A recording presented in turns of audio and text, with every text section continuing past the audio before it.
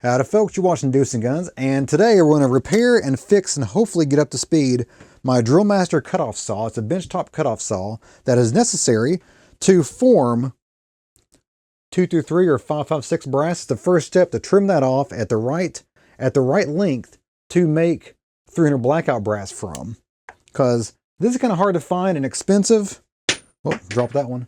But 556 and 223 brass, super cheap, easy, and free to find at the range. Now you may notice my voice is a little weird right now because I am sick. It's the holidays. I've been shaking a lot of hands, hanging out at the people's houses, and meeting a lot of their kids nowadays. And little kids are petri dishes of dirt and grime, and I've gotten sick. So hopefully it's not too bad. Well, let's take a look here because the show must go on. I've now changed out your lens here so you are nice, close, and personal to the bench top. And there is the cutoff saw we're talking about here. I'm put up the guard here.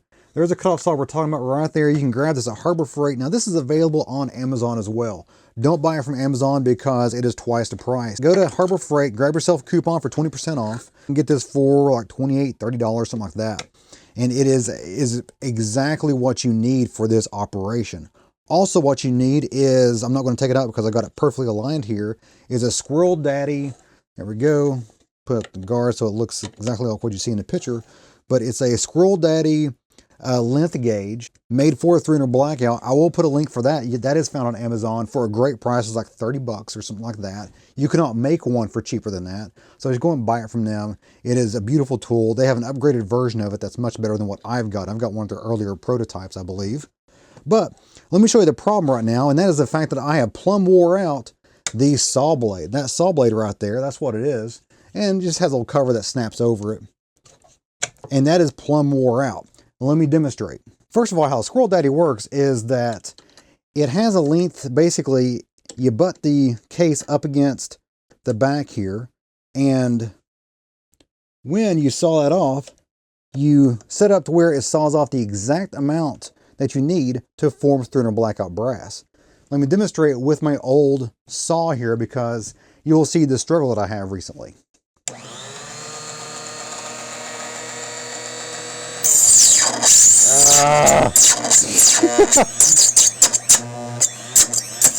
Come on! There we go. Okay, as you can tell, that was pretty rough. And it leaves a very rough case surface too. That's a pretty rough case mouth right there. So what we're going to do is go and change out this saw blade here, and I've already had some struggle with it here, so let me demonstrate what I've done so far. As normal for Harbor Freight, all their fasteners are basically made of a hardened cheese. So this screw here, it had an Allen bolt hole in it, so I put an Allen wrench in there and it pretty much turned it completely rounded off in no time flat. I could not get a purchase on it whatsoever. Put a saw blade on there, a little cutoff saw blade on there, and I cut a flathead screwdriver set up in there. So you can see right there, I now have something I can get a purchase on with an old school flathead screwdriver. So I get to use my favorite screwdriver set here, the gray screwdrivers. These are fantastic screwdrivers here. I've got a, it's still sharp. Welding gloves to the rescue. There we go. Nice.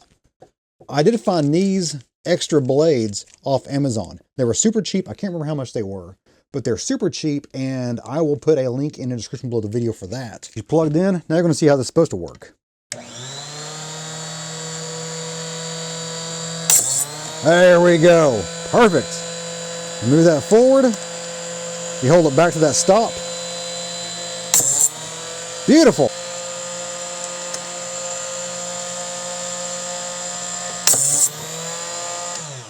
You can see a major difference.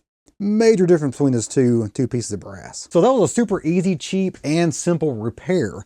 And also, now that this first blade here, this lasted me well over 1,000 cuts on this brass here, and a couple of stupid things I've done with it as well. So basically plan on replacing this every couple of thousand rounds maybe. Now there's a whole bunch of other information about getting this brass ready for reloading and to reload 300 blackout, which I'm going to do a whole video series on this. This is basically video 1 of many other videos regarding that, because you got to think about the actual head stamp here. Some head stamps work really good for this from 223 and 556, some don't. Now a good rule of thumb, I do recommend to look at using only USA-made brass for your 300 Blackout reloads, because the foreign-made brass, a lot of times the foreign-made brass is thicker in the body. And once you cut off the neck of the 223 piece of brass, the body ends up becoming the neck. And you can see that, unfortunately, if that neck is too thick, then it is hard to reload and hard to chamber into your rifle. So try to use USA-made brass. I will leave a list of good versus bad head stamps in the description below the video for you guys to follow. And also there will be, of course, a multitude of videos coming forward where one of them will be concentrated on how to get around that and use whatever brass you want to. Now, everything I use today, I will have affiliate links in the first comment below the video. And those are affiliate links, which means basically if you buy something from Amazon through those links, you use those links, go to Amazon, buy whatever you want to. And a little portion of that doesn't cost you anything extra, but a little portion of that does come back to me and help me keep the lights on in the bunker. So I really appreciate that. It's a good way for you to support the channel. And again, it doesn't cost you anything extra at all. Well, guys, that's it for me today. Hope you enjoyed it. If you did, give me a like and go up subscribe. A lot more is on the way. And if you have any comments, questions, or show ideas, leave that in the comment box below the video. And of course, you guys have a great day. See ya.